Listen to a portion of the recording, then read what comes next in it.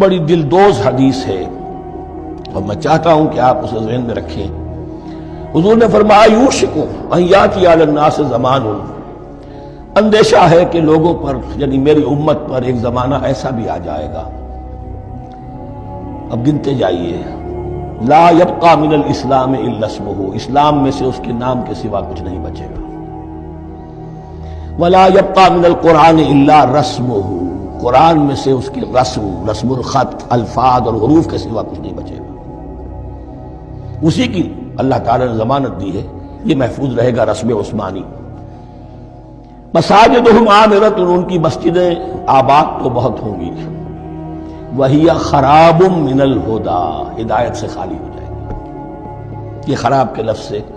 ہی خراب من الہدی، وعلماؤہم شر الناس تحت ادیم السماء، اور ان کے علماء آسمان کی چھت کے نیچے کی بدترین انسان ہیں۔